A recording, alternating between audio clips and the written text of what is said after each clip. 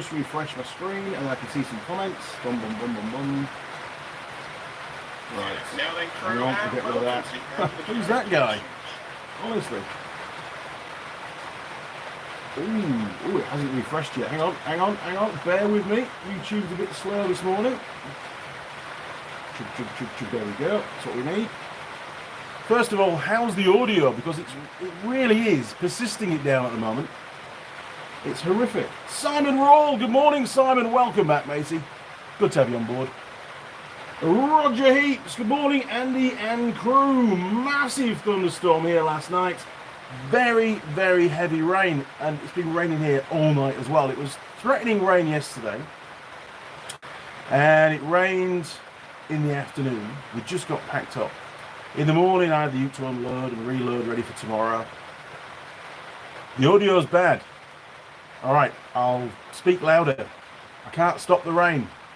Sorry. Hang on, bear with me. No, I don't want a free trial. Go away. Now, I've done a YouTube, an internet ping test on my laptop internet connection, and it's horrendous. So you've got to bear with me on that. Hopefully we're still transmitting. I'm getting the comments. I'm not getting any video stream at the moment, but that's not the end of the world. JJ, morning Andy and crew. Morning JJ, how's it going, matey? Kev Straw, Monochrome Racing. Morning guys. Good morning, Kev. Simon, it's bad. Oh dear. The Giant Governor. Hello Andy, how is the rain watching from South Africa? Well, it's coming down, and we've got a little river running down the garden to the back of the house and then round the side of the house. So there's a huge lake developing at the moment. Manowix, big smiley face. There you go. Sheldon, morning Andy, Mrs. Mechanic and crew. Good morning, Sheldon. Welcome back, matey. And thanks for the phone call earlier in the week. I do enjoy our phone calls. So, geez, it's still not loading. What's going on? We'll try again. I might have to piggyback onto the workshop internet. And if I do that, it might affect the video going out. So what's the video quality like at the moment on transmission? God, it's complicated, isn't it? J. Billy Josh, good evening, Andy and camera. Hope all had a good week. It wasn't a bad week, actually. Now, I did promise you on Sunday after the live stream, me and Mrs. Mechanic were going to go off and do a bike ride. And she was going to ride, not a bicycle ride, a motorcycle ride. And she was going to ride the new Monkey after I'd fitted the shocks. And I was doing a video of fitting the shocks. I did fit the shocks. And I also, as Simon said, had to adjust, modify the side stand slightly, shorten it down, which actually took a little bit longer than planned. I had to take quite a chunk out, and there is a video for that. And given the weather, I'm going to spend this afternoon editing up that video. But I want to do a few little, what do you call them? Little bits of video in the workshop, like a segue, where you go from one part of the workshop to another rather than wander across with the camera. I'm going to have some little clips that I'm going to insert. So yeah, I'm going to film those because they don't need any audio. It's just visual stuff. So I'm going to film those this morning before I go inside. I've only unpacked a fraction of the workshop. Most of the bikes are still over there, which you're not allowed to see, obviously. Because most of them are of the wrong brand. I'm not allowed to show on the channel, which is a terrible shame because I've got lots of those. I'm sure you'd love to see them. But it is what it is. Video and sound is fine. Cool. Okay, let me just try piggybacking this onto the workshop. Oh, mind you, I've got live stream. I've got the feed now, and it doesn't look too bad, so we'll leave it alone. I don't want to tempt fate. Right, cheers, guys. Thank you for that. Cheers, Sheldon. The Giant Governor. Andy, when are we going to meet Mrs. Mechanic? Well, Mrs. Mechanic is already on the channel. Some time ago, we went to the luge in Rotorua, and I took the GoPro along and we filmed it. So you'll find Mrs. Mechanic. If you hunt down that video, I'm sure it's on the channel somewhere, you hunt it down, you'll get to see and meet Mrs. Mechanic. It was a few years ago. She's very camera shy. She doesn't like really coming on the channel. It takes a lot of coaxing to get her to come on the channel. But saying that, she's going to be doing a bike ride, right? She's doing in March. I've already booked the holiday dates. In March, she's riding from Cape Reinga, right at the top of the North Island of New Zealand, all the way to Bluff. A very different journey to what I did, different route. Not planned the route yet, but I've got some good ideas. Very different route to what I did. So you'll get to see a whole different part of New Zealand as well on that one. And obviously, you'll see lots of Mrs. Mechanic on that series. You will. And then maybe, just maybe, she'll then have a bit more confidence to be on some videos here in the workshop. We will have to wait and see. JJ, video and sound good all here. Excellent. Thank you, JJ. Appreciate that. Alex, I ate you ate 5 pies. Are you going into competition with me? How many pies did I have? Well, Monday we were riding, so there was no pie on Monday. Tuesday, I was at home doing admin. Wednesday, I was at home doing admin. I think I had 1 pie between those 2 days. Thursday, I was in Taupo. No, was it Thursday, Taupo? When the hell did I go Thursday? No, Otrahanga. No pie in Otrahanga. Didn't get one. Wasn't actually that hungry. I'd had a weird meal the night before and I didn't feel great, so food was the last thing on my mind, to be honest. And then Friday in Taupo, I had a pie. Yesterday, I had a pie yesterday. I don't think I had a pie yesterday. So I've only had 2 pies this week, other than the one we're going to have this morning. Because Sunday's still this week, right? This one is a roast pork. What is it? Hang on, can't read upside down. Roast pork, cashew nuts, creamy mushroom, and cheese. There you go, look. Now this is the last one from this bakery. There's no more in the freezer. They've all gone, apart from this one, obviously. This one will be gone very soon. So we'll go and stick it in the pie warmer shortly. Let me just catch up with the comments. Now, so Matawix, you beat me hands down. Far more pies than I have. Now then, J. Billy Josh, Jesus, that rain sounds nice. We had it here in the UK for a few days. Nice? Well, if you're trying to get to sleep, if it's not too heavy, rain does put you to sleep pretty well. And same goes for Mrs. Mechanic, especially if you're in a tent. It works well on a tent. But it's a bit annoying today because we'd sort of really planned to do the last bit of timber work on the roof of the deck, so that next time we get a nice fine day, we can put the corrugated iron up. It's not going to happen today. It's pissing it down. It's not going to happen. So I've got to think of other things to do. So I'll do a few little snippets in the workshop. They won't take long to do, I don't think. Then I'm in the house doing the editing, and then there'll be a video will hit the channel later next week about doing the shocks. I know it's a simple job, but a lot of people haven't done it before. They don't know what's involved. And when you're choosing shocks as well, replacement shocks for your bike, there's a few factors you've got to take into account. So, you know, it's nice to do a video on that. And then it had a little sting in the tail where there was no way I could leave the stand as it was. So I had to modify the stand, which often you have to do if you're going to lower the bike. And we lowered that bike a lot. Now then, where do we get to? Is the monkey bike running okay? Man, that little monkey bike did absolutely brilliantly. I've brought the Garmin.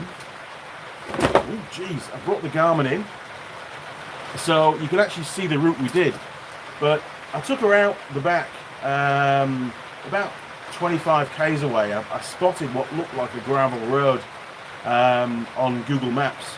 I wasn't sure. There's a lot of gravel roads, you know, in this area where there's forestry, which are all gated. You know, they're all classed as private roads now, and you can't get down them very well. And if you get stopped, you get into trouble, that kind of stuff. So we thought, well, we'll go and take a look, but we didn't hold our hopes up too much to be able to get all the way through. And well, there was no gate. We made it probably about an hour and a half's riding through the forest. I forget the name of the forest. The gravel road, however, was actually quite rough. There was some massive potholes in it. And poor little Mrs. Mechanic, she's riding this monkey bike with the world's smallest wheels on it. And, you know, I'm sort of bouncing through on the DR. and she's practically going down into the pothole and then popping out the other side. You know, to her, there were essentially much larger potholes because of the wheel size. There was the odd little wobble here and there, and to be fair, I was expecting her to drop the bike. She's not ridden for a long time, but man, she did really, really well. She didn't fall off anywhere at all. You know, it was brilliant, and she thoroughly enjoyed it. And the bike, it's actually quite low geared in first gear. She said, and that combined with the fuel injection as well, she said it performed and it handled really, really well at very low speed. She had plenty of torque. She wasn't having to ride the clutch. It just bumbled through quite happily at really low revs without too much surging or coughing or farting going on, which you'd probably get from a carburetted bike. So she's actually really, really impressed. I brought the monkey into the workshop so you can take a quick look. You get a sneaky peek as to what we've done with the suspension side at the back end. I still want to get her a lowered seat. At the moment, she can get both feet on the ground, but not fully flat on the ground. Given where she's going to be riding and some of the tracks that I'm going to send her down on the epic trip, she really needs as much purchase on the ground as possible to, you know, save the bike if it does start to go over. Good news is centre of gravity is pretty low.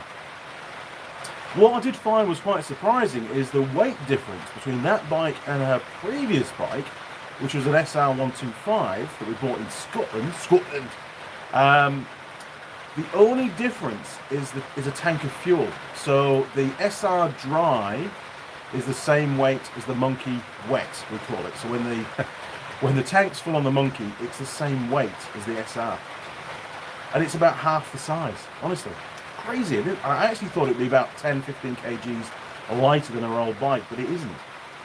Where do we get to? Oh my word, hang on. Scroll back. Right, Roger Eaps, here we go. So you're booking a bed in March? Most definitely so. We'll be back in March for sure. Thank you for that. I'll let you know the dates when I've planned the schedule. I'll give you a bit of an idea when we should be arriving. Although it could vary, you know what these trips are like.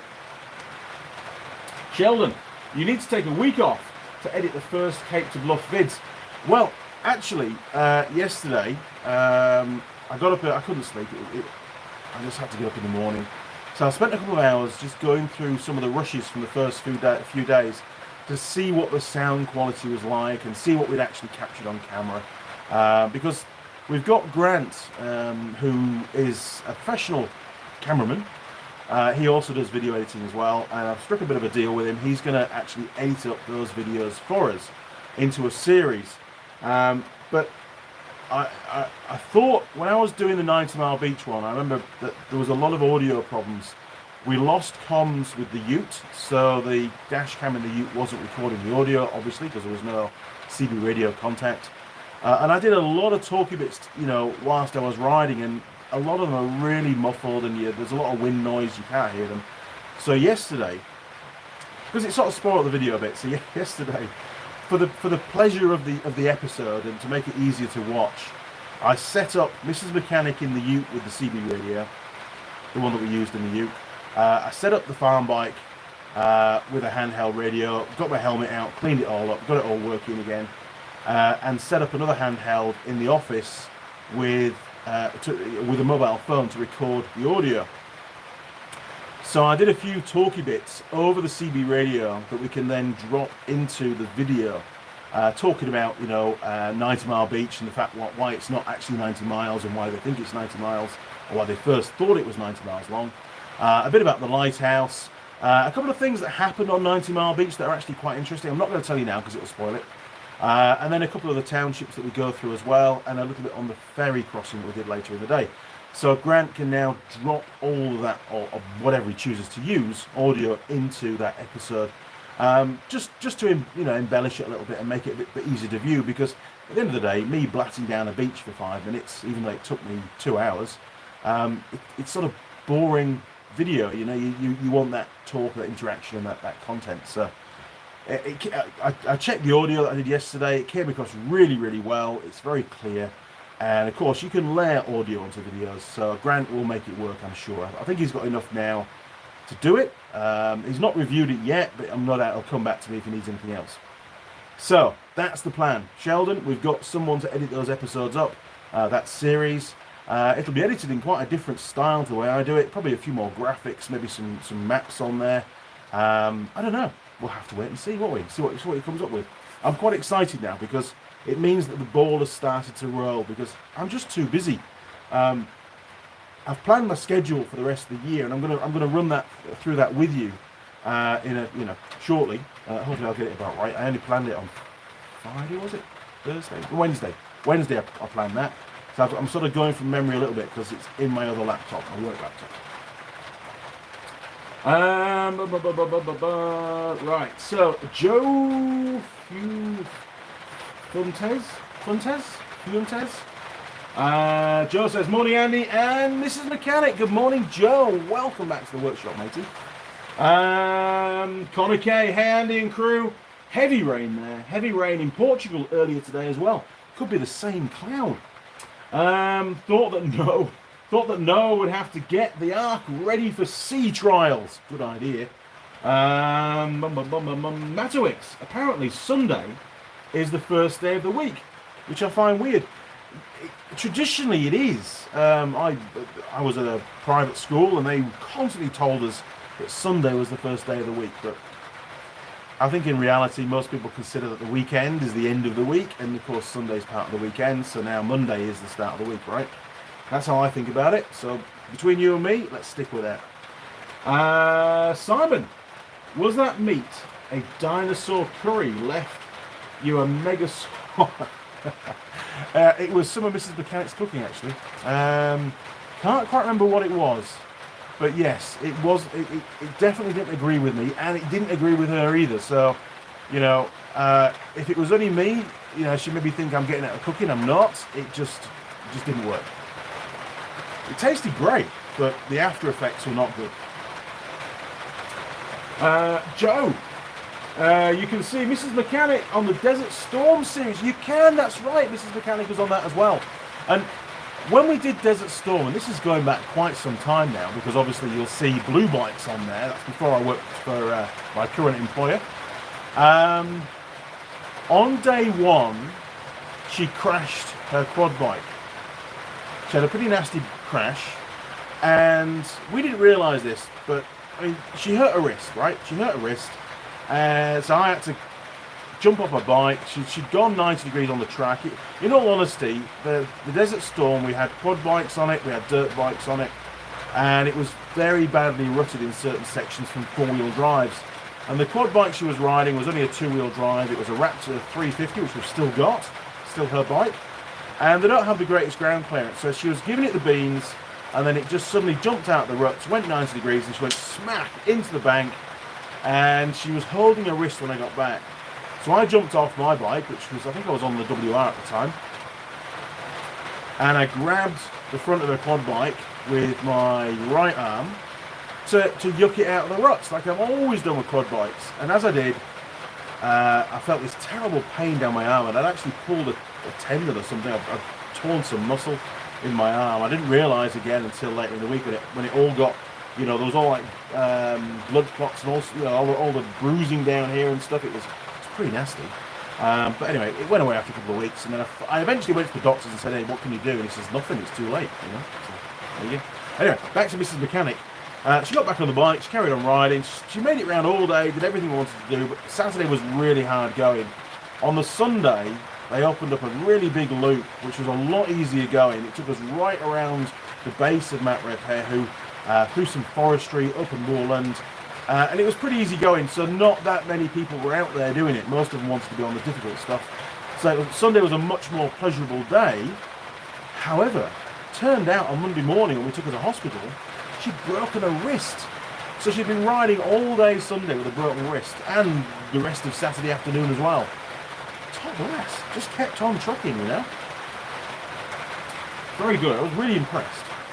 Because we were all injured. I think Ben was okay, but me and Mrs. Mechanic, we were struggling.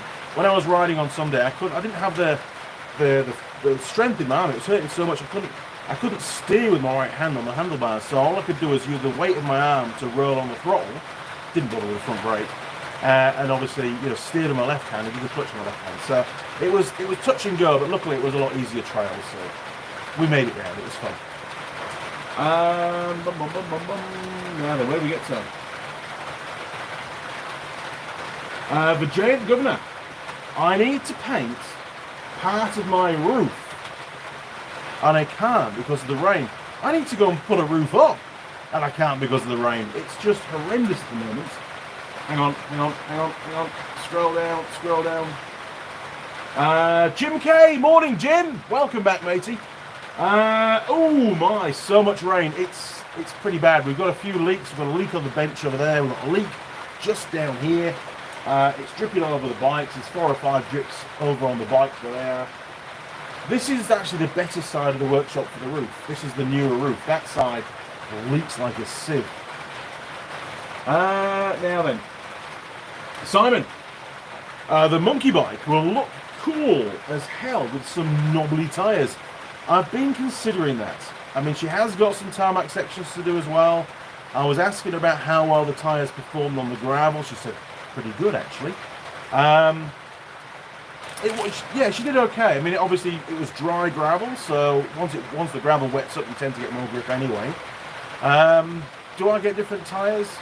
Possibly. I might get another couple of wheels for it, a spare front and rear wheel, and maybe put knobblies on those so I can change them on the trip if need be. Although I'm going to be pretty limited for space because we should be in the little chimney, not in the utes, so we've got a fraction of the storage space, unfortunately. Oh my word, we've had a message from 69 girls YMZ. I think we should get rid of that, don't we? Boom. Right, that one's gone. I think we've got a few of those. Oh, we've got 3. Jeez, what do they like? We'll hide that one and we'll hide that one. Right, let me just scroll back up. Sorry. So yes, knobbly tyres on the monkey bike. I think that's a girl. Just a bit concerned about how it might affect on-road ability because she's got a bit of tarmac to do. And can I get them in the right size? I don't know. I'll have to find out. Tyres here in New Zealand are pretty limited, and there's no way I'm freighting them in because they cost a fortune. Now, Richie mate. Good morning, Andy. Good morning, Richie mate. Welcome back to the workshop, matey. In this, apocalyptic rainstorm that we're getting. Daz 323323 says, "Morning, Andy and crew. It's beautiful here in Tech. Texas, Tech. 18 degrees and sunny." I could just do with that right now. I was really getting geared up this weekend to finish the timber work on the roof for the new deck. It's not going to happen. And between now and Christmas, I've got a hell of a lot of work to get done. And I'm going to be away quite a bit. I depart for the South Island again. All that's been confirmed now. When the hell is that going to happen? I haven't got my diary with me. It's probably in about a couple of weeks. It's not that far away. Yes, because I'm going up north next week. So I'm going up to Kaitaia next week. I've got some motorcycle shops and dealers to visit up there. One in Auckland on the way up. Home on Friday. Now, I think the following week I'm doing the west coast of the North Island. So that's across to New Plymouth and then work my way down. Only a 4-day run, that one, so I get home on the Friday. Oh well, Thursday night. So the last visit will be Wanganui, and then home from Wanganui in the afternoon. Having me work on the Friday. I think, yes, that's right. And then the following week, I'm then doing the east coast and lower North Island. So I go from home out to Napier, and then I go down to, I think, where am I going next? Oh, I've got, hang on, I might be a week ahead. But anyway, that particular run, whenever it happens, that week I do Napier, I'm doing Dannevirke, I'm doing Carterton, and then of course I'm doing another motorcycle shop in Upper Hutt. But so I end up in Wellington basically. So rather than come home for the weekend, I'm then going to drive all the way. So on the Saturday, I get the ferry, And then I'm in Christchurch for the Saturday night, I think it is. That's right, Christchurch. No, sorry, Christchurch for the Friday night. That's right. And then Queenstown for the Saturday night. And I'm making my way down to Invercargill. Well, Balclutha actually. So I'm in Balclutha for Sunday night. And then I spend the week, the original plan was to spend the rest, the following week doing some visits, because there was a few I had to miss out on the last run because of, there was a lot of people who had the flu at the time. I was full of flu as well, so a couple of dealers didn't want to see me because it might have been COVID, which is fine. So I'm going to go visit them, and I've got some training to do, and I've got to change the schedule. I was then going to come home, but I'm going to be down there for another week now, or at least 3 or 4 days, where I've got a bike down there that a customer wants me to look at, which has a really weird electrical fault. And it's not the only one. And I can't tell you the brand, and I can't tell you the model. So you've got to bear with me a little bit. But fuel pumps. It's been blowing fuel pumps. Well, the last one lasted a month. So there's obviously a problem. And I don't believe the problem is the fuel pump. I have a sneaky suspicion that it's the charging system on the bike is spiking, and it's causing the brushes in the pump to arc. So it's over, you know, there's a too high a voltage going through the pump, the brushes are arcing, and it's burning the brushes out, because the sock filter on the fuel pumps are full of brush material. Also, on the same bike, the dash got a fault where it reset the odometer and the hours meter. That's an electronic meter that's built into the dash. They both reset, and it's been blowing headlight bulbs, which, you know, again, overcharging. The battery, however, seems fine. So I think it's very short, momentary spikes in voltage, not your regular problem where the reg rectifier fails for a long time, the battery overcharges, it swells up and loses all its electrolyte and so on. So I'm going to put the scope on, put a box on the back of the bike, put a scope on, and ride the bike, capturing live data for as long as it takes until I can get what I need to get. I need to thoroughly check that charging system and the voltage being supplied to the fuel pump, because enough's enough. I want to get to the bottom of this problem. So if you've ever come across that before, Simon, anybody come across that issue before on any kind of vehicle where spiking charging voltage has caused a problem with fuel pump, electric fuel pump, please let me know. Right, there you go. So I'm going to be basically away till almost Christmas. With that additional field study now, I'm going to be down there for probably about 2.5 weeks. Well, away from home for 2.5 weeks, maybe away from home for 3 weeks.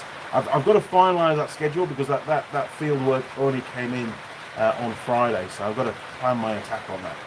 Oh, let's go and put the pie in the oven. Jeez, hang on a second, turn you around. Oh, I'm really carefully here. All right, turn you around, boom. Right, so be very, very careful because we've got a workshop full of bikes. Oh, I haven't even opened it. Hang on, let's open the pie. Right, oh, there we go. Look at that. Right, so this one, if you just joined us, it's a roast pork, cashew nuts, creamy mushroom and cheese. There you go, look. That doesn't look too bad, does it? Okay. And this pie is from that Patiki Bakery. We've done a few of their pies now. This is the last one, so we'll see how this one fares. Right, I'm going to take you around this way. Alan's bike, still here, obviously. We'll take you down here because you can't see what's behind me because there's all the wrong bikes there. Okay, going in the pie warmer. And the obligatory 23 minutes. There we go. Right, and no, I've not cleaned it yet. There you go. Right, back to the bench and we'll carry on. Sorry, I had to get out of the pie warmer because we've been talking for nearly half an hour and the pie isn't even in the warmer. So, bear with me. Turn you around, 3, 2, 1, boom. Oh, there we go, that's better. Right, hopefully that's going to work. Hopefully that's going to work. There we go, that should be about right. Okay, where do we get to? Scrolling down. Scrolling down, come on laptop, there we go. Bruce Cleaver. Morning, Bruce. Welcome back to the workshop, matey. Bruce says, morning, Andy and crew. I've moved. Hang on, I'm just going to move this around a bit. I've moved to Hampshire from Yorkshire for 6 months, as my auntie has gone to New Zealand. Very nice. With her fella for your summer. Yep, she's going to really enjoy it here, isn't she? He's a Kiwi near Cooper's Beach, I think. I've heard of Cooper's Beach. Mrs. Mechanic was telling me yesterday that the long-term weather forecast for New Zealand is we're going to have the hottest November and December on record, so they reckon. Not immediately November, there's a lot of rain coming in.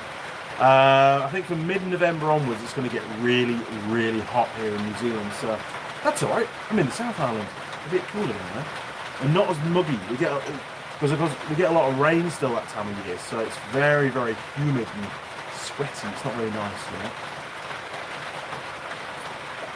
John Dwyer, morning, Andy and crew. Sounds like a good old England over there. It is. I'm having to really shout, to be honest, to try and keep the audio going for you. Yeah, raining cats and dogs. Can't do anything outside. Now then, Purple Monkey 1974 says, Hampshire, that makes 2 of us. Really? Cool. Watching from Hants. Very nice.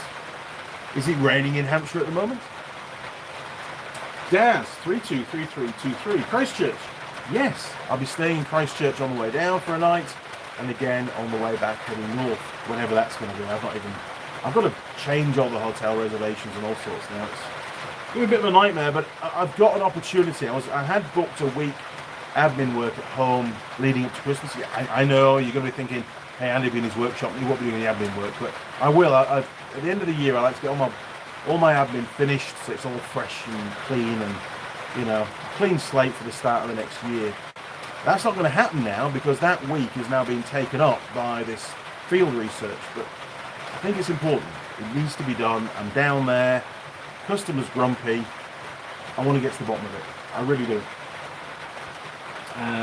John Dwyer, 25 degrees here in England. Very nice, John. That's quite pleasant, isn't it?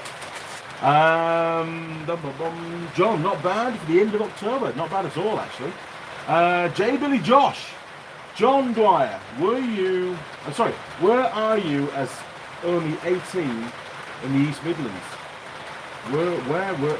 That's terrible English. Purple Monkey, 974. 17 degrees on the south coast. That's okay. 17, it's okay. J. Billy Josh, are you still going to put your lives on what?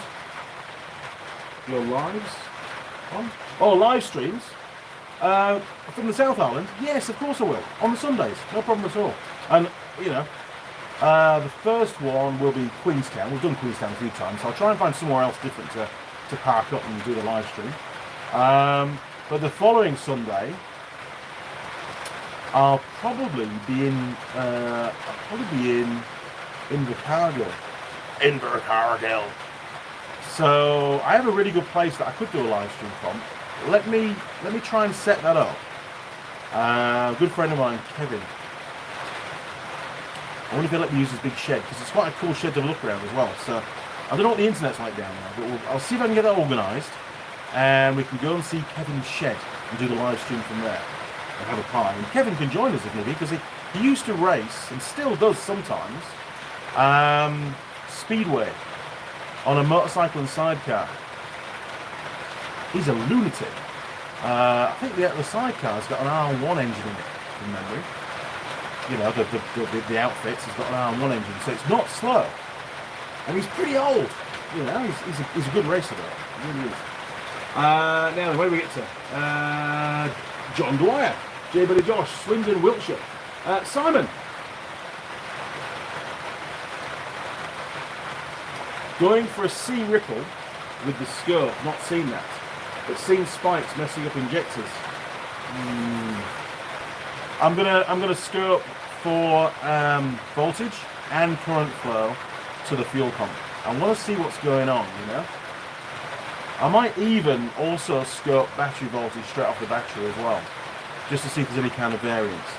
But I've got to put a box on the back of the bike. I've got to put some foam in the box because obviously the laptop's in the back. Because you know, on a quad bike, it's not a particularly smooth environment when you're riding across farmland, and I'm going to have to keep stopping and checking and making sure that I haven't destroyed anything. So I'll get a box and I'll mount the scope in there, and I'll get everything set up so that. And I'm going to make up a little fly lead to go between the loom and the fuel pump, so that the scope's hardwired. You know, I can actually connect it proper. Because, you know, again, with all the vibration, the leads are bound to keep coming out. So I need to minimise all that kind of a problem. So there's a bit of work involved before I go. J. Billy Josh, just cutting everything short, Andy. Maybe not up to the shorts just yet, no. I'm not wearing shorts at the moment. J. Billy Josh, how tall is the missus? 4'10". Very petite. She is. Top lass though. Right, I'll have another cigarette, and then I'm going to show you on the GPS where we went on Monday. On the because I didn't realise there was a road there, you know, or there was a road all the way through the forest to the other side, which is near Taramanui. It was only when I spoke to Phil, who was my predecessor that does my job, or did my job. He mentioned to me, "Oh, you live down there, do you? Well, there's this road." Okay, I'll try and find it. He couldn't remember where it was, but he did do it on a bike. But sometimes Phil was known for going places that he shouldn't go on a bike, you know, which maybe the legality was a bit dubious. So I wasn't too sure whether it was actually a legal road or not, to be fair.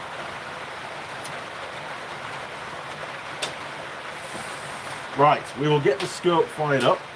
Not the scope, sorry, the GPS fired up. It should be fully charged.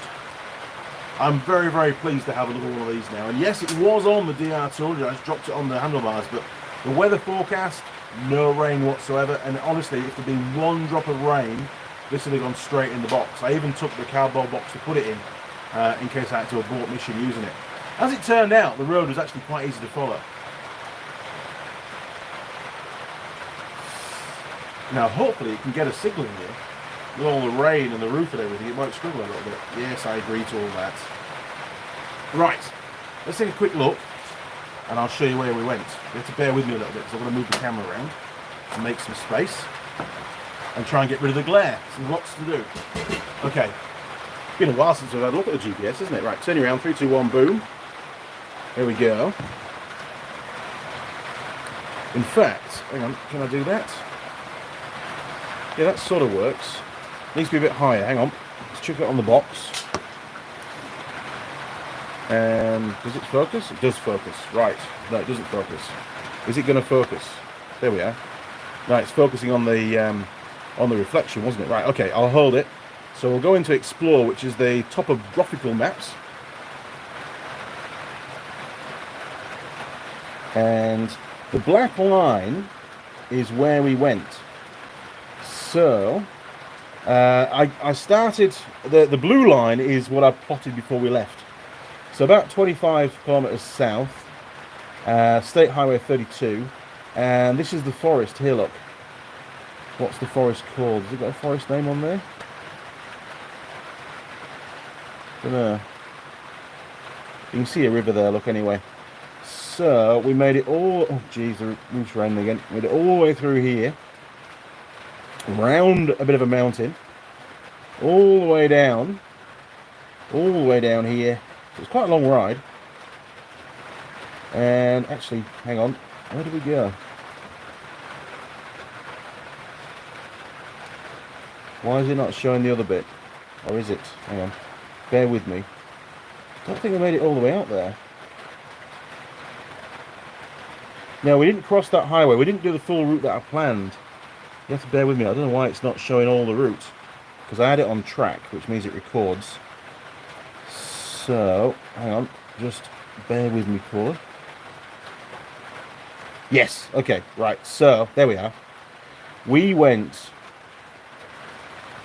down. We came out at a campsite, which is there, a little village called Peroa. And then we went down here. Oh, it is showing it. There we are, look. And then we went down here. Now, this section here turned out to be a private road. But the gate was up. So we bumbled off down there. And we kept going, kept going. Mrs. Mechanic had a river crossing to do. Which was there, look. Which she did very well. I wasn't expecting a river crossing on that first day out. But she did a bit of a river crossing. And then, unfortunately, either way, we had to go right, but the gate was locked. So we decided, well, we'll go left. And so we went up here, look. I'll zoom in a bit for you. So we came through the river, went right up this track, but there was a locked gate, because there was actually a farm up there. So we came down here, and there was another locked gate. So we had to go back. We had to backtrack the same way. That's why there's a bit of a shadow on the black line. And then we went back up. You see there's two lines on it. And then we were going quite a bit quicker coming back out again, because we didn't want the gate to be locked at the other end, because we would have struggled to get out then. And then we got back to the campsite bits, which is here. And I said to Mrs. Mechanic, hey, do you want to go back on the gravel, back through the forest, or do you want to, have you done enough gravel now? And she says, oh no, we've done enough gravel. So you can actually get out on this gravel road here onto, what road's that one? Is it 30? I don't know, onto this, yeah, State Highway 30. So we zoomed off down there, top speed of 60 k's an hour on the farm special, all the way up. This is all tarmac now, all the way up, boom, boom, boom, boom, boom, boom, and onto, over a dam or something it was, and then, or a bridge, and then made it home. So it was pretty good, actually, very impressed. And the GPS performed brilliantly. So that's where we went on Monday. Right, turning around, 3, 2, 1, boom. Right, I think we're about there. I'll tidy the camera up when I get sat down. Bear with me. How's the pie? In fact, let's go and find see how the pie's doing. I didn't hear it go ping. Turning around, 3, 2, 1, boom. Okay. I know, it's a mess. Oh, it's still going. Oh, it's got a while to go yet. How's it looking? Nice. Very nice. Okay. Back to the bench. Okay, turning around. 3, 2, 1. Boom. Terrible camera work, Andy. Terrible camera work, but there's a reason for it today. Okay. Where do we get to? Bum, bum, bum. Scroll back. Oh, she looks taller. I'm sure she'll be very impressed by that. A compliment, no doubt. But to be fair, you can't change how tall you are. You're not going to put yourself in a rack and it's not going to happen. Right, so I'm going to turn the GPS off. Bear with me. Turning off. Power off. Yes. Power off. Good. Right, that's shutting down now. Excellent. Save the battery. Okay, Simon, here we go. AC ripple from the charging output. Don't rule out a loose contact making the voltage spike. Well, it could be. I'll look for any kind of arcing on the contacts on the whole circuit as well. It's been going on for a while. It's chomped its way through fair few fuel pumps, to be fair. J. Buddy Josh, serious. Did you get your smoking habit in the UK or there? No, New Zealand, unfortunately. So it's just sort of all the students that I used to teach smoked, and all my mates at the pub would smoke. So, well, I haven't smoked for 37 years because I was 37 when I started smoking. What the hell? John Dwyer, all good things come in small packages. Seems that way, doesn't it? UK mechanic, 4'10". That's tall. My wife is only just 4'8", and that's been generous. Wow, Mrs. Mechanic's going to feel so much better now. Oh man, so much spam coming through. UK mechanic, being so short, my wife often gets very surprised looks when she gets out of her Land Rover Discovery Mark II. On the school run. It is surprising. Mrs. Mechanic used to get the same thing. She used to have one called Gus Gus, which was a 2.8 long wheelbase patrol, leaf sprung. We had that one for a while. That cost us a fortune in fuel, though. Even that was when fuel was cheap. And then we have the one that we brought to New Zealand, still here actually. She was driving that around for a while, which is a 4.2 diesel, not turbo, long wheelbase, high roof, so a pretty big truck for the time. Although to be fair, you put it next to some of the new four-wheel drives going out in New Zealand now, and it looks, even the Utes are huge compared to what they used to be. Bonnet height and stuff's a lot higher nowadays than it used to be. But still, she used to get out, and it was cavernous inside. There was so much space, and people used to laugh at her when she was driving such a big truck. But she used to like it, get people out of the way, and she wasn't afraid to the aggressive driving. I'm in a truck, you're in a little car, get out of the way. Don't be so stupid. She knew how to drive it. Good truck. Shame it's not on the road anymore, though. To be fair, it's just too rusty. It really is. I could fix it, but I'd need a big workshop to put it in and a lot of time to do it. And at the moment, I don't. It would. Realistically, I can do the chassis repairs, no problem. Realistically, it does need a new shell. I do have another shell down the garden, which has got a lot less rust in it. So maybe one day I'll get it fixed, but I don't know. I just don't know. It's a big project.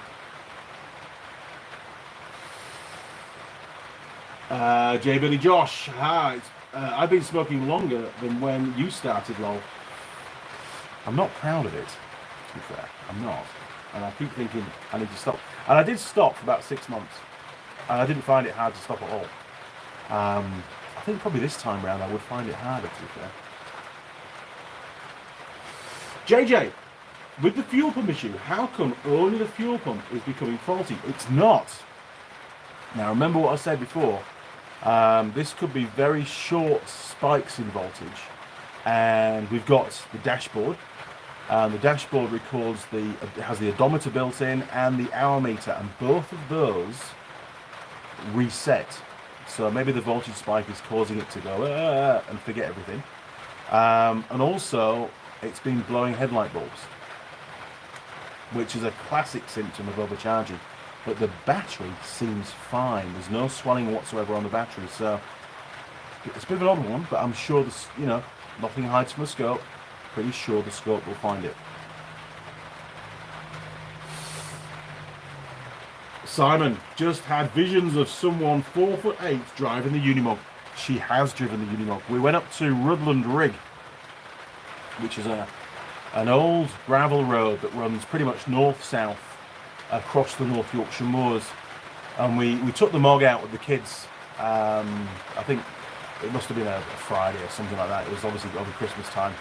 Took it out for a drive. So it was a good hour and a half's drive to get there from where we used to live.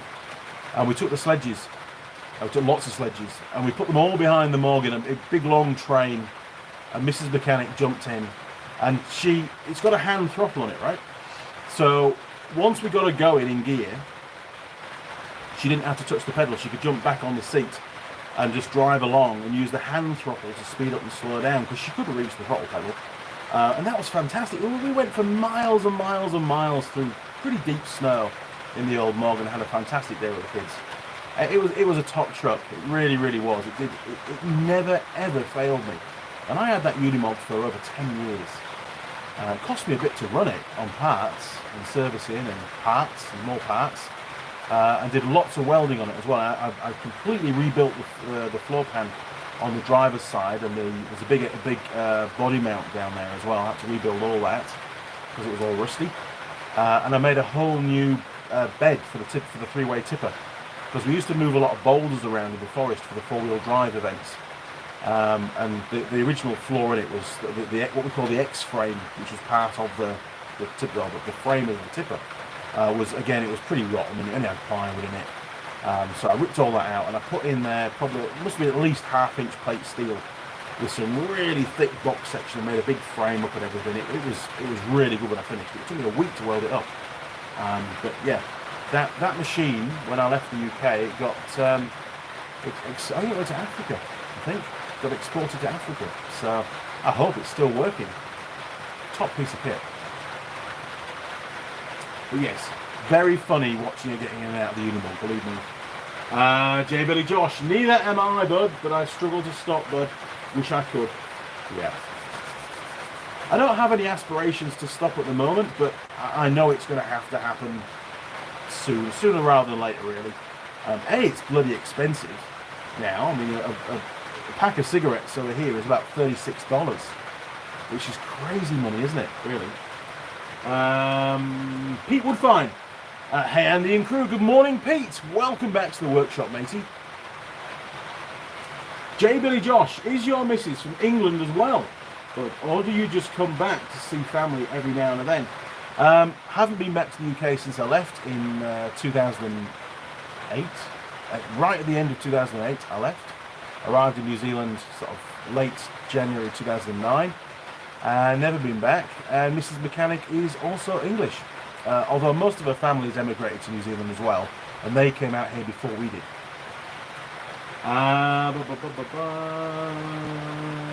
UK Mechanic, Simon Raw.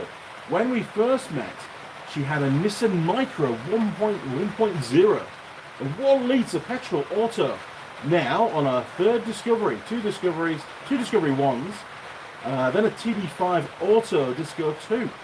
Wore out the first 2 Discos. TD5s, remember rightly, the middle injector's a problem, isn't it? When I was in the UK, there was a few of them, the middle injector would fail. Roger Heaps pulled the starter from the Camaro last weekend as there was an issue, never seen it before, when bench tested solenoid was pulsing in and out. Starters can be quite deceiving. I'm not familiar with the one for the Camaro, but if it's got one where it throws the pinion out, sometimes you'll find that the one-way clutch in that pinion bearing doesn't grab the shaft, so it might even go into mesh, but the armature, when it's rotating, that rotating force isn't transmitted to the torque, isn't transmitted to the pinion gear. But I'm not sure on your that particular setup. You can send me some photos if you like, and I can help you diagnose it a bit more. I've done a lot of work on starter motors over the years, and that's one that used to catch me out.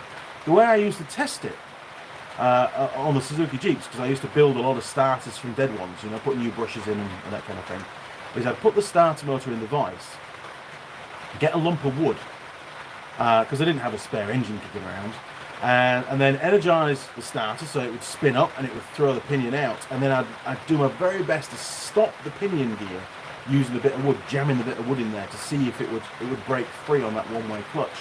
And more often than not, you could find the fault pretty easily, and you just have to replace the pinion. So, top tip for the day. So there you go. Right, the pie has pinged. Perfect timing. I've caught up with the comments, so thank you all for those. Keep them coming by all means. And today's pie, just before I go and get it, today's pie is from Katiki Bakery. It's the last one from there, and it's a roast pork, cashew nut, creamy mushroom, and cheese. Never had one before. So let's go and grab the pie and see how we get on. Turn you round for the 4th time. Here we go. 3, 2, 1. Boom. Right. I know the air compressor needs a clean, but that's just the way it is. And the toolbox needs a clean. Bum, bum, bum, bum, bum, bum, bum. Very carefully. Very carefully. There's the monkey. Look at that. And sporting its new shocks. So we'll just give the pie 30 seconds to cool down a bit, because it's going to be red hot. So these shocks are considerably shorter and have considerably less travel than the original ones. There is a little bump stop hiding in there somewhere. I think it's up the top now, where it should be. And the gap between the top of the tyre and the inner guard, and there is a plastic cover in there as well. You can see that or not, there's a plastic cover under there. That gap now is only about 60 millimetres. Whereas before it was about 110. So we've greatly reduced the height. Now, Mrs. Mechanic obviously can now ride the bike. She couldn't before. But if I get a lowered seat as well, she'll be absolutely mint with it. It'll be perfect. And she'll be a lot more confident on the rough going. But she's, riding a bike. It soon came back to her. So there is a video coming out soon in the next few days on doing that work and shortening the side stand as well. So she was very pleased that I finally got round to doing it, believe me. It was a job that I wanted to do for a while, but just didn't have the time. Right, pie time. Oh, it's very, very, geez, really hot. Okay, hang on.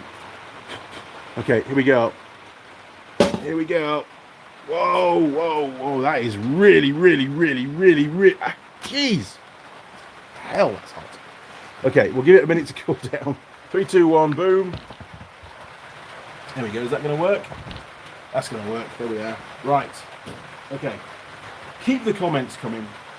I'll work out my schedule this coming week leading up to Christmas, so I've got a better idea of exactly where I'm going to be every week and every day, to be honest. So Roger, if you're still on board, I think you are. You're still out there. Yes, you are. I'll let you know, because I'll be in Invercargill for a few days doing that field research. So we can always, we can happily meet up for a pint and we can have a bit of a catch up. To be honest, it'd be good to see you again, mate. I'll put the spare in works mint now. Okay, well, if you want, test it by all means, and if need be, I can always pick up your old starter, bring it back, do a video on refurbishing your starter motor for you, so you've got another spare one. How's that? Richard Perry, morning Andy and crew. Good morning, Richard. Welcome back, matey. It's a pleasure to have you in the workshop. Apologies for the bad audio. It's still raining, and it was raining ridiculously hard this morning. Oh, did I tell you a little story? I can't remember if I told you or not. Rain's just made me remember that. I was at work in Auckland, and it was a Friday morning, and it was sort of mizzling. It wasn't heavy rain, it was just mizzling a bit. And I went with one of my work colleagues. He took me to go and see a trailer. I think I might have told you this or not, but some of you would have heard this. It was quite funny. And it was out towards the airport was this place. So it was a good sort of 20, near Wirri, W-I-R-I in Auckland.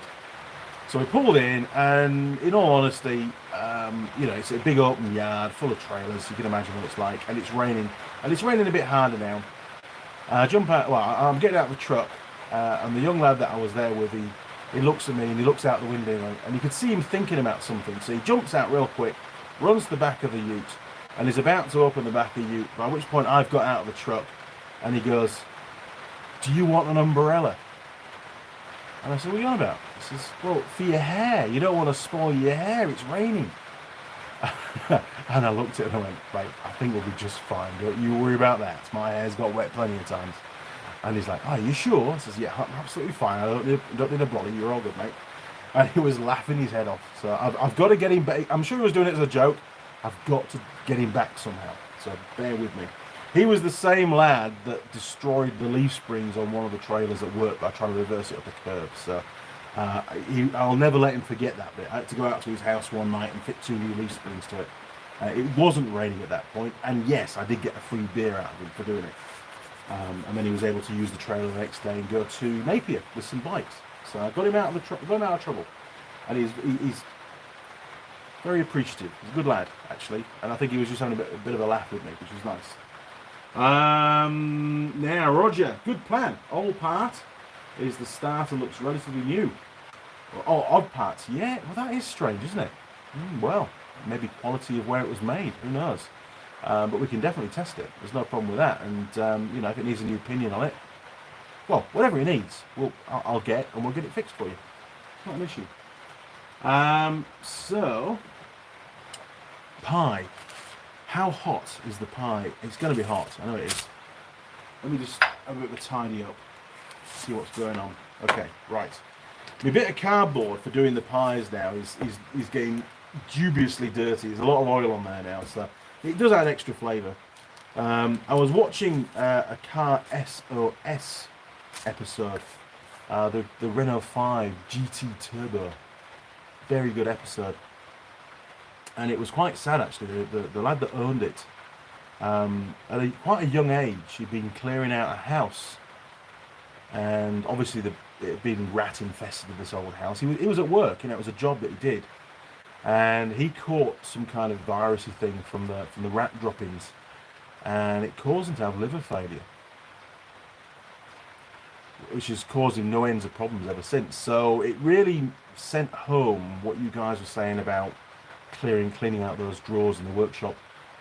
It is something that I could do today, actually, thinking about it. Definitely. So maybe I'll do my bit of filming.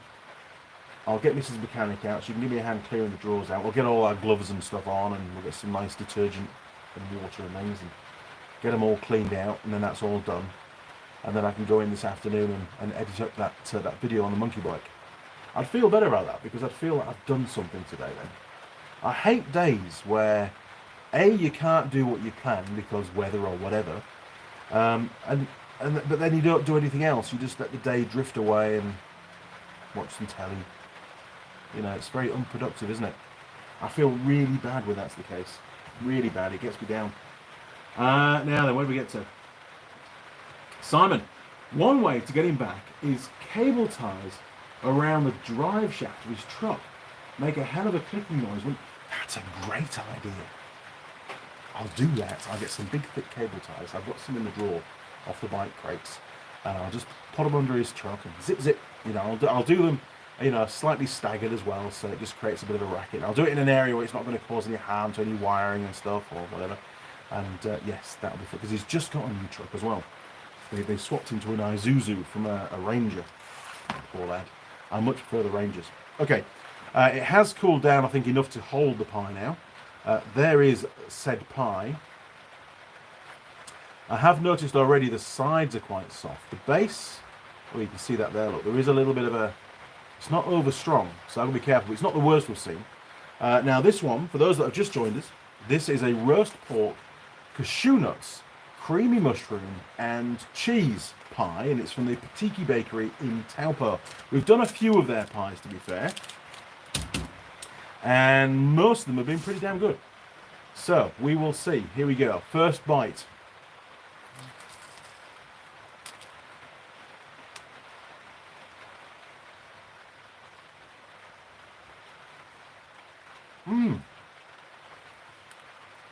That's all right. It's all right. It's pretty good. Bear with me. Now, structural integrity at the start was extremely good, although had the telltale signs of soft pastry on the sides and the base. So we've got to be very careful. There is a bit of a crack just developing across here, but we should be down with that bit pretty soon. But I am going to be careful how I handle a pie. I would suggest that this isn't a one-handed pie. You really need to give it some support. It's very hot. Very hot.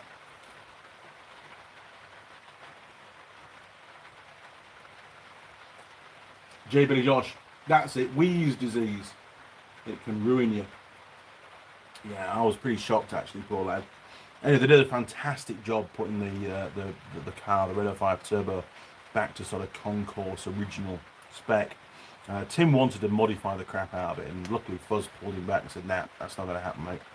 I must admit, I'm very much enjoying the Car SOS series. We're on, I think we've watched about 40 episodes now. Tend to watch, well, 1 to 3 episodes a night, and then we watch a movie after that. So pretty cool, actually. And in all honesty, some of the cars that they work on, I mean, if the same car was here in New Zealand with the same amount of rust, they just wouldn't repair it. You know, trying to get a cert back on that car to get back on the road, it just wouldn't happen. Very, very difficult, to be honest, here in New Zealand.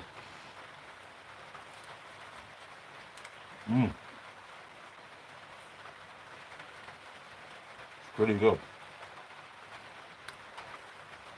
Big chunks of pork. See that one there, look? Nice. Okay, taste, stroke, flavour, contents. I'm going to give it a 9. I like pork, and it's, you know, the mushrooms, everything on it, everything in it tastes really good actually. Structure Foley Partners. Let's leave that for now. Runnability test, we can do that. So we've got a pretty much fully exposed pie. So 45 degrees, 30 seconds max. Let's see how the pie gets on. Oh, can you see that? This bit here is getting pretty close. We've got some movement up there at the top as well. We're not actually at 45 degrees. We are now. Okay, so this, whoa, the slow movement. Big chunk of pork was about to fall out. So it's not perfectly stable. It could catch you out, but it's not really runny. So I think 7.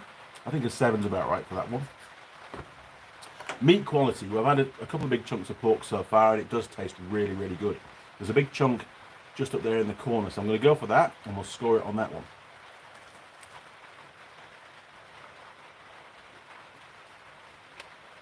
Nice. Okay. Meat quality. It's not over fatty at the moment. I'm going to give it an 8.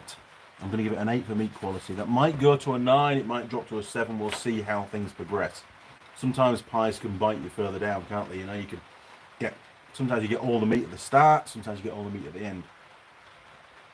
Pie to crust ratio, very, very thin base. So there's very little pastry down the base. Sides are about 6mm maximum thickness, and even the top's quite thin. So the majority of this pie is contents, which is really good. Flaky pastry's falling off, and we've got quite a big crack starting to develop down there as well. So got to be super careful with this one. So it scores quite highly on the contents versus pastry volume. I'm going to give it, well, there's some air gaps. Oh, mind you, that's where that pork was. So I'm going to give it a 9. I think that's pretty good. Availability logistics, well, there's only 2 shops in New Zealand. They're both in Taupo, so it only gets a 2. We know that. Pastry taste rating. It does taste very similar to previous pies. I'm just going to steal that bit off the side there, look. There we go. Crunchy, but not over dry. Any weird flavour. What you're looking for really is the initial flavour, but also for like a weird aftertaste later on. And there isn't one. That's actually really nice pastry. I'm going to give them an 8. I think that was pretty good. Still tasty when cold. Hey, it's a pork. It's got real pork in it. It's going to taste brilliant when it's cold. Although I don't like cold mushrooms. So, yeah, could you get around that?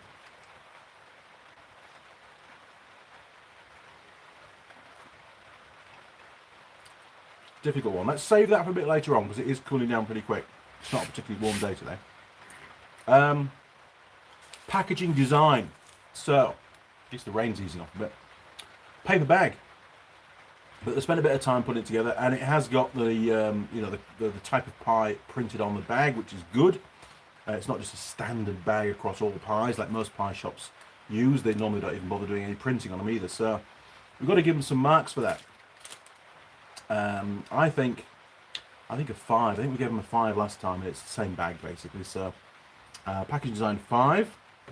Recyclable score, fully recyclable, but they don't tell us, so they get a 9. They lose 1 point for not telling us. They could have put the symbol on there. Post pie heartburn, too early for that. Stuffability score, too early for that. Now, pie server attractiveness. She was very attractive. Very attractive, Mrs. Mechanic was saying. I didn't see it, but Mrs. Mechanic, and for her to say she was attractive, she was really attractive. But she wasn't very welcoming, and that she lost points for that. So she would have got an 8, but we've pulled her down to a 6 because Mrs. Mechanic didn't feel over welcome in the store. There wasn't a hey, good morning, how are you? What are you here for? Can I help? There was none of that. She just stood behind the counters until Mrs. Mechanic presented what she wanted to purchase, which is a bit crap, to be honest.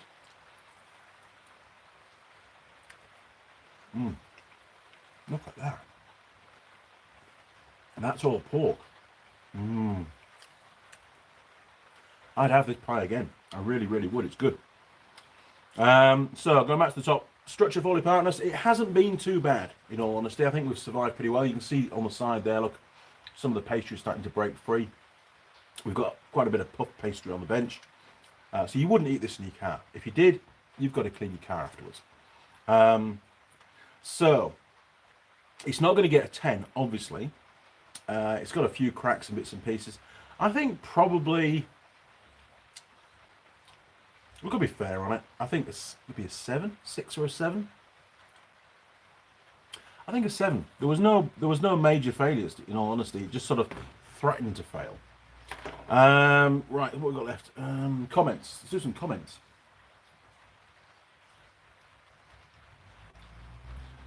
UK mechanic, J. Betty Josh, most likely was, and usually first symptoms are similar to flu. So many people don't realise how serious it is. It really hit home when I watched that episode of Car SOS. Yeah. And he's going to have ongoing complications the rest of his life. That's the big problem, you know. It's not something you fully recover from.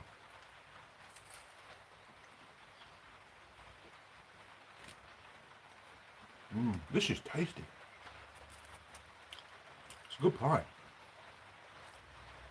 I will buy some more of these pies. I will. They're good.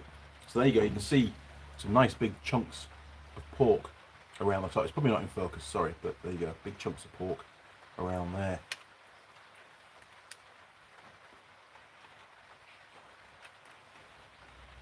Okay, we need to add these up. Well, finish the scores. Stuffability. This is definitely doing a great job. I'm interested to see if there's going to be any heartburn later on. Doesn't feel bad at the moment. So we need scores for still tasty when cold. It's not really cold yet. Post heartburn factor and stuffability. Well, I think we can do the stuffability. Let's get it finished.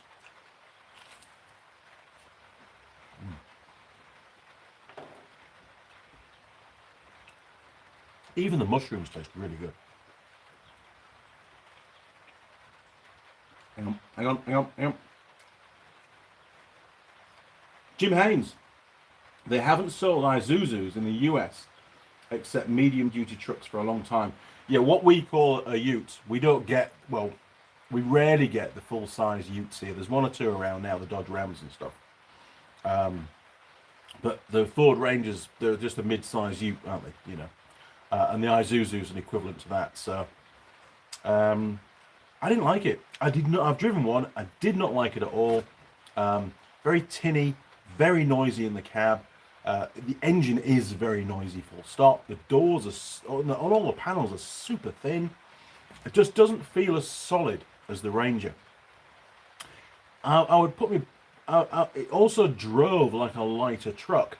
So with it having less weight, I think when you're towing a big heavy trailer, I think it's going to have, you know, it's going to affect the handling a bit. It's nice to have a good heavy truck towing a trailer. The trailer tends to behave itself better.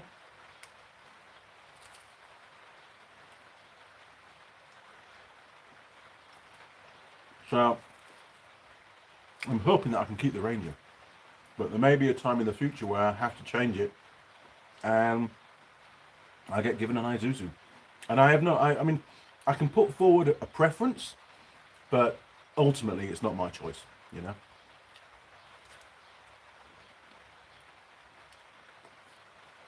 This is a good pie.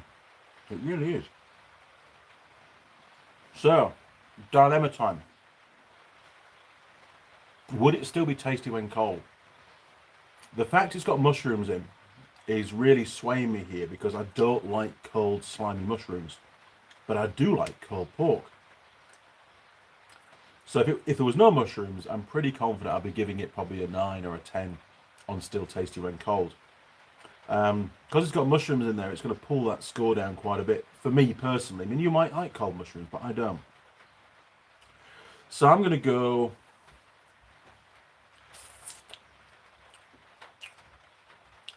7, 6. I think a 6. I really don't like cold mushrooms. I'll give it a 6. But that really is just my opinion, you know.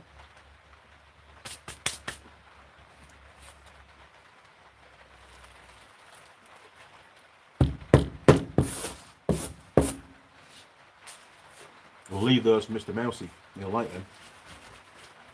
them. So what's left? Post heartburn factor. There's been no burps. Don't feel any indigestion. It's pretty good. I'm going to give it a 10 for now. Very, very good actually. Normally pork does give me a bit of heartburn, but that one was great. Stuffability score. all gone. Am I still hungry? No, I'm not. Do I feel bloated? No, I don't. I think that pie it hit the nail on the head. It was bang on size and filling. It's done its job. I'm full, but not over full. So I'm going to leave it a 10. We've got a burp. So that's now 9. 2 burps. 8 for the heartburn. Okay. Right. We need to add these scores up. Here we go. 3, 2, 1. Boom. Okay. Take you down. Can you see all the scores? Think you can? Right, let's see if we get this right, because I am known for getting these adding up wrong. Okay, so we've got 9, that's 16, 23, 31, 40, 42, 50, 56, 61, 70, 78, 88, 94. 94 is not a bad score. That's pretty much up there, isn't it? See, mushrooms tasted really nice, you know, with the hot pie, and that worked to its advantage on some of the scores. But further down, still tasty when cold. For me, at least, it pulled the score down. So you can't win, can you? You know, mushrooms are a bit of a gamble in a pie, in my opinion. Okay, so this was a Patiki bakery.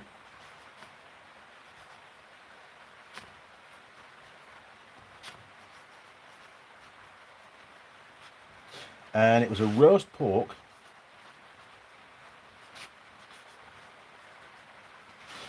Oh my word. I'm gonna put I'll just put nuts. We're out of room. Mushrooms.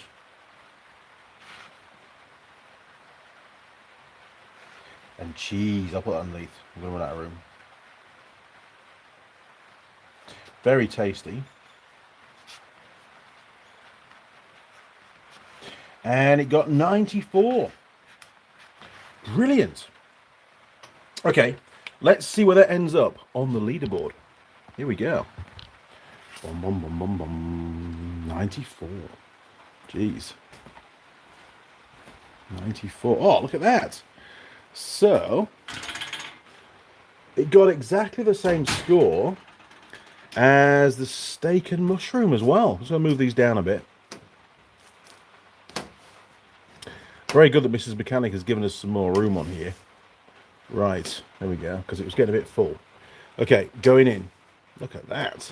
So, Patiki Bakery, roast pork, cashew nuts, mushroom and cheese, 94. And they also got the same score for the steak and mushroom, and both very, well, this one got very tasty. So, another pie bites the dust. Aren't we doing well? Many pies. Mrs. Mechanic has actually told me, maybe at the end of the year, we really have to stop doing pies. I know, revelation. Because, you know, Andy's not getting any lighter these days. Just bear with me. Here we are. That's probably about right there. Terrible camera work. Good shot of the triumph, though. So yeah, maybe I have to have a break of doing pies, because, you know, I've had a lot of pies this last couple of years, and I could do to lose a bit of weight, to be honest. Hang on. That'll have to do. There you go, lads. That'll have to do. I think we've got all the stuff out of the shop that needs to be out of the shop. Okay. I've got a little bit of coffee left. There's no way Mrs. Mechanic's going to bring me a coffee out because it's pouring down her rain. Won't say she's still in bed. She probably isn't still in bed. I did make her a nice cup of tea before I came out.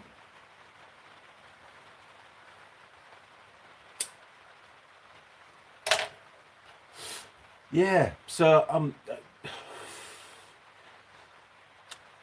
I think we might have to stop doing pies. Sad, isn't it? I don't know. I haven't made the formal decision yet, but that's what she wants me to do, stop doing pies. Or maybe we just do the live stream once a fortnight and do a pie. You know, and give me a Sunday morning to myself.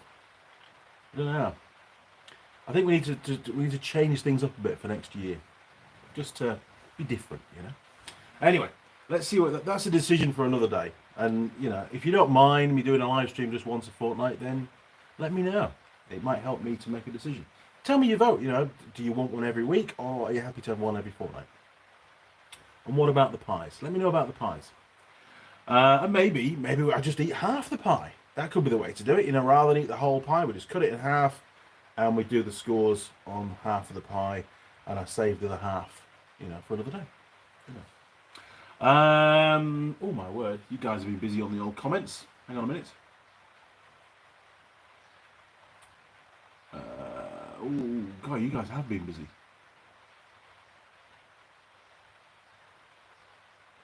Aft should make a pie bag for the channel. Good idea. Are we rating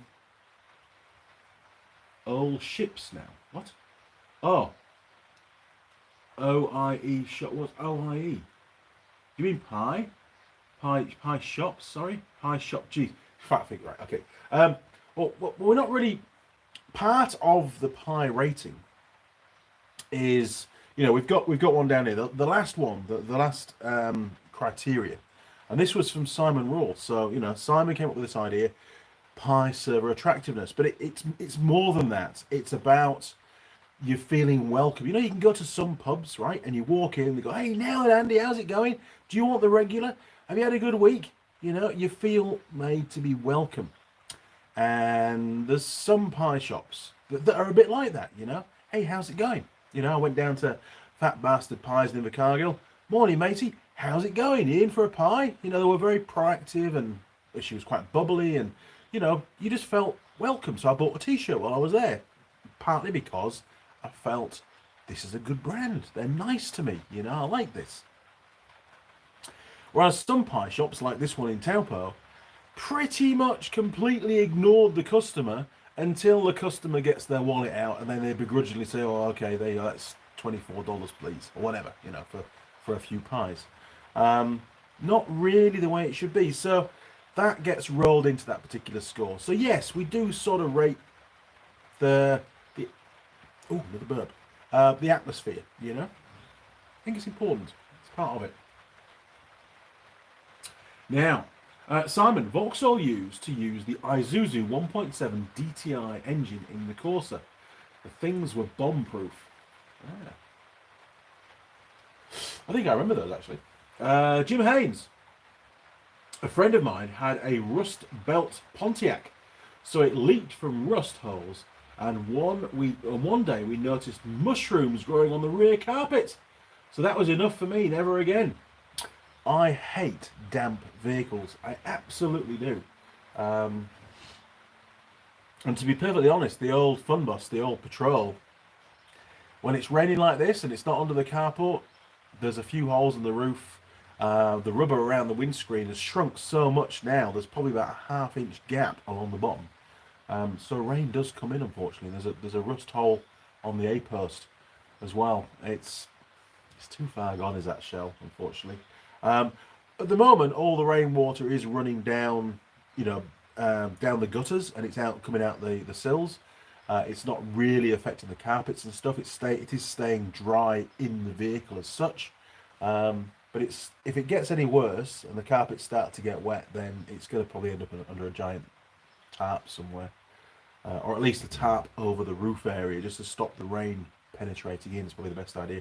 It's got a roof rack on it, so I can do that. So I can put a tarp just down over the roof rack and just below the tops of the doors, and that would keep it dry. But I don't really want to do that, but I might have to. And it's currently full of stuff, you know. It's got bits of Triumph in it, and it's got lots of garnet for the sandblasting machine, which stays nice and dry in there. What was that? That was a weird noise. Where do we get to? Oh, it's the door. Hang on. Bear with me. Oh, cheers, honey. All right, it's easy up right now.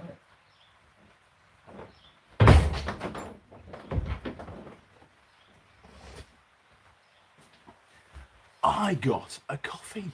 Mrs. Mechanic came out in the rain. What's she like? Bloody good. See? Top class. Right, I'm going to finish this one. Oh, cold coffee. And now warm coffee. Top class. Very good. Where do we get to?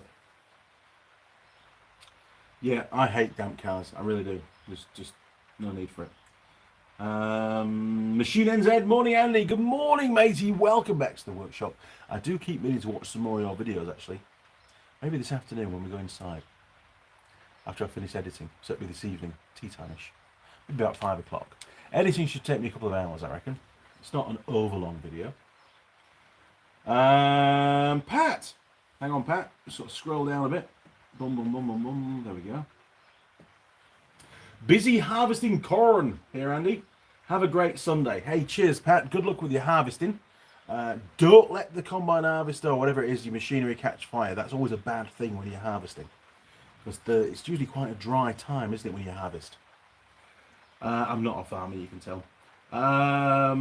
J. Billy Josh, UK mechanic. I used to run a recycling centre, and it's the first thing I had to learn before I got my level 4 in management. What was that about?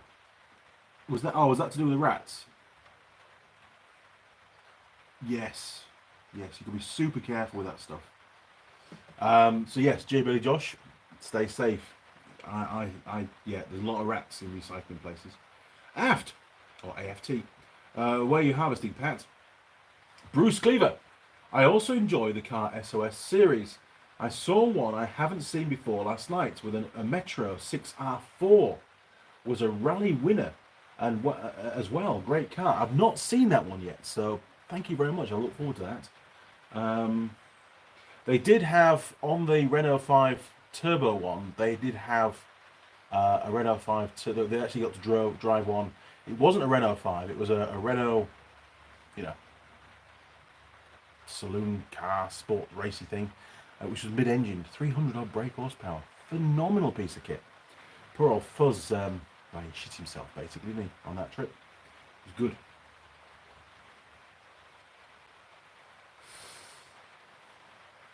Aft, I wish I could have done a car SOS on my Liberty GLX Subaru 1992.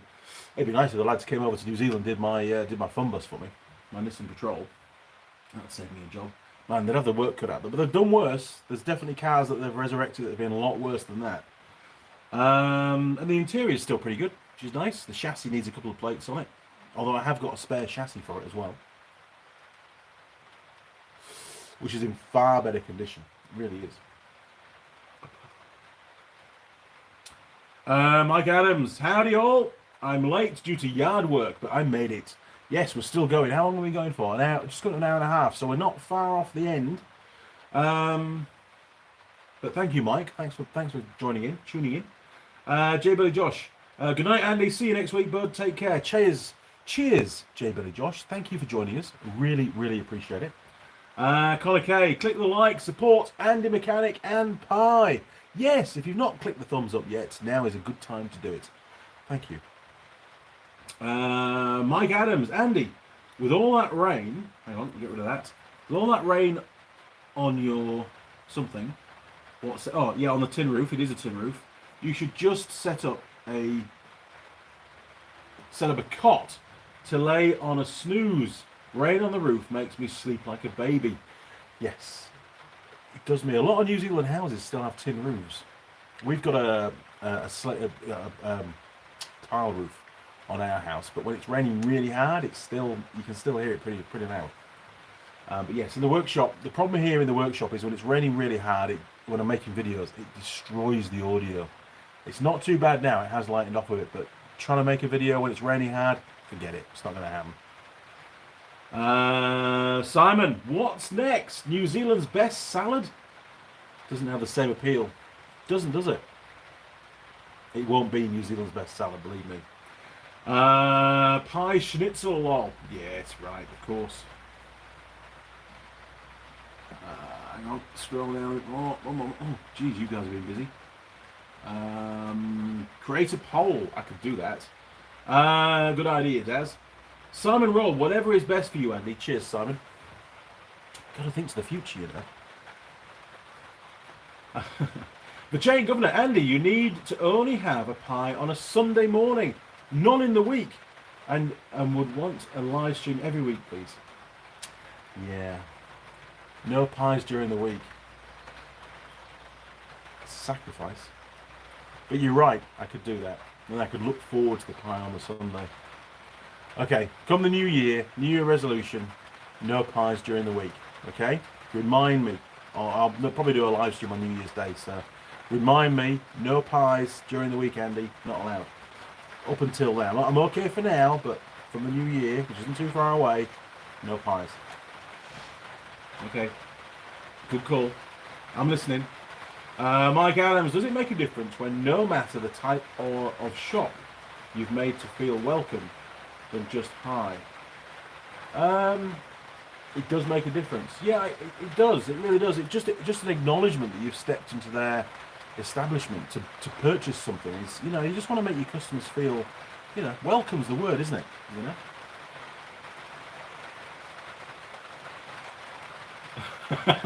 Cheers, Mike.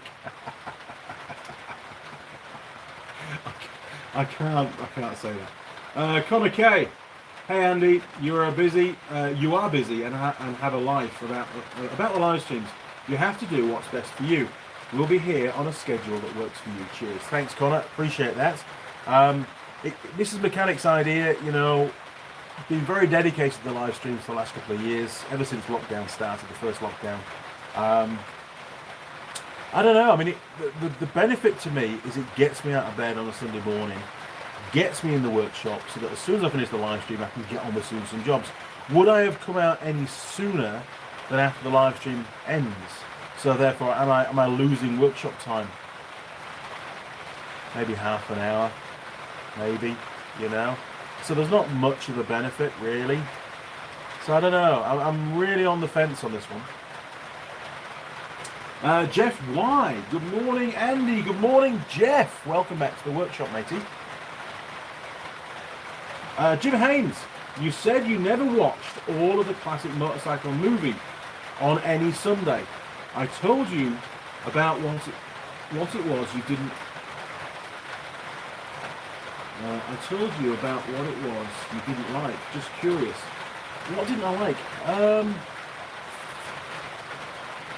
I don't remember, to be honest. I don't remember why I didn't watch all of it. Maybe I just felt it was a bit too slow going, or maybe it was because it was an old movie and the quality. I don't know. I just didn't. I'll maybe give it another go. Maybe I'll try and watch it on an evening when I'm away from home. Maybe I can do that. That might be a better option for it. Simon, Mike Adams, that's so true. Do a bit of work for different garages. There is 3 I love getting a call to. The lads always put the kettle on and welcome you into the workshop. Make you feel part of the team. You're here to help us. We're grateful for you being here. Absolutely right. I mean, I have the same amongst all the motorcycle shops that I visit. There are favourites. There are some that you really enjoy going to go and see, and that's probably one of the reasons. There are others that feel a bit more sterile. That you're just there to do your job kind of thing. And sure, you still try to interact with them, and don't get me wrong, I get on very well with the vast majority of owners and techs within the network that we have here in New Zealand, but there's a small number that you just feel a little bit detached from their operations a little bit, and yeah, you know the feeling. I had the same thing when I used to be a rep for Patron in the UK. You'd go around to workshops and you'd basically be trying to sell them stuff and replenish the stuff that they already had that they'd use, like brake cleaner and that kind of thing. And some places are really grateful to see you and they get the kettle on, give you a coffee, and they'd be very open and amenable to you being there. You were helping them. Others there was almost like a wall up. Oh, you're here to sell us something. What do you want this time? It didn't help that the head office that dispatched the parts in York, Kevin was the manager back then. He will have long gone now, but he wasn't very reliable. He'd say parts were on the way to the garage and they really weren't on the way, and they'd leave the car on the hoist because the parts they're only half an hour away, but in reality they hadn't even been ordered, and that used to really upset them, and justifiably, because that ramp's going to be productive. If you'd known the parts weren't going to be there to the following day, you'd have got the car off the hoist and started on something else. Just be honest about stuff. It's not hard. Now then, Jeff White, you know, Jim, Daz, New Zealand's best pint. That's probably going to be just as bad for me as the pies. It's a good one, isn't it? Live streams from a pub. Every time. Best pint. It's probably been done a few times. It's not a unique thing. The pie thing, yes, other people do pie reviews as well, but I don't know. I think we've done a fair few now. Don't know. Maybe. I mean, normally on an evening I do get a pint when I go out for a meal. If I go out for a meal, if I'm hungry. So possibly. But I'm not a pint connoisseur, you know. But we could give it a go, maybe. I'll think about that one. Aft, catch you another time, Andy and gang. Cheers, AFT, Aft, whatever you want to call yourself. Thanks for joining us, mate, and for all your comments. Really, really appreciate it. Now then, Purple Monkey 1974. Live stream need no post editing, saves time in the long run. Oh, it does. Yeah, the live streams. Once the live stream's done, it's done. Right? There's no additional work required. I used to change the thumbnail and put the little bit on there, but in all honesty, there's no need for that, and it sometimes spoils the picture. So I just let them go as they are now. Mike Adams.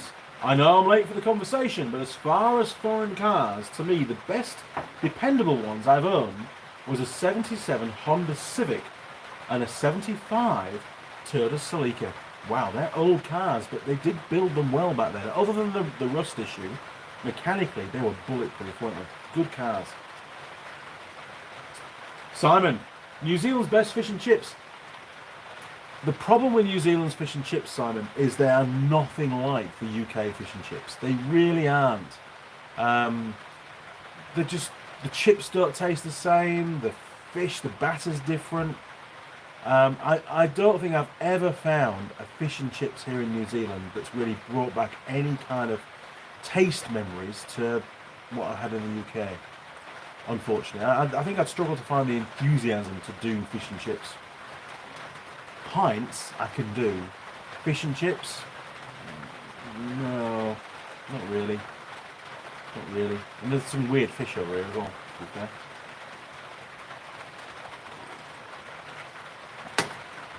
Oh, what are we up to? Hour and 37. Okay. Right. Oh, sausage rolls. You see, again, sausage rolls here in New Zealand are... They're normally a beef mince sausage roll. They don't taste anything like the sausage rolls from like Thomas the Baker's in the UK. They just they're a world apart. They're usually a lot bigger. They've got peas in them and stuff, vegetables and things. It's like, what is this? This is not a sausage roll. And in reality, I very, very rarely ever buy a New Zealand sausage roll. And in fact, they often give me heartburn with the New Zealand sausage rolls. UK ones, never an issue. Man, I could eat 2 or 3 UK sausage rolls without batting an eyelid. They were super tasty. But the New Zealand ones, they're just not the same. They're very, very different. Maybe I'll get one and I'll show you what they're like at some point. You know, just so you're aware. But they are very different to English ones. The Giant, too early to have a pint on a Sunday morning. Yeah, I'd never get any work done. I'd have to. Yeah, it is. You're right. It is. I couldn't do a pint during the Sunday morning live stream. I couldn't do that. That would finish me. One pint is enough, and I'd be like, oh, I can't be bothered anymore. You know, I just want another pint.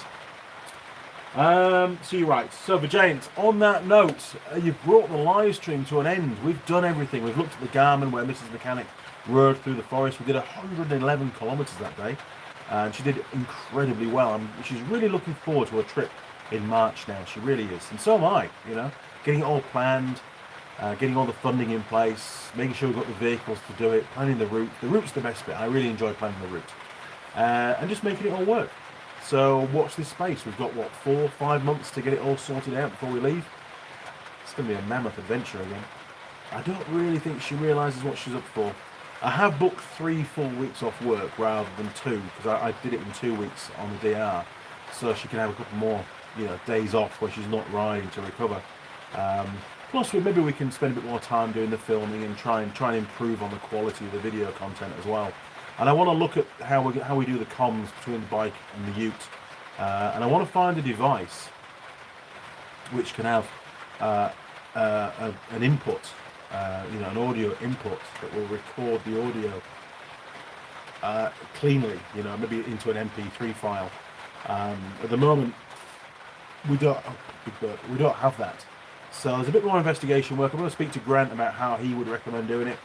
Obviously, whatever we choose can't rely on cell phone service. This is the problem, because in the vast majority of the South Island where we go on the bikes, there is absolutely no cell phone service. So it's just not an option. Okay, crew, time to go. Thank you again very much for joining.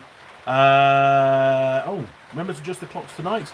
No, we did that a few weeks ago, so not for me, but for other people, you may need to change your clocks tonight. Okay, crew, thank you again for all your support. Really, really appreciate it. And I'll see you next Sunday, 8:30 a.m. Cheers, crew. I'll run out.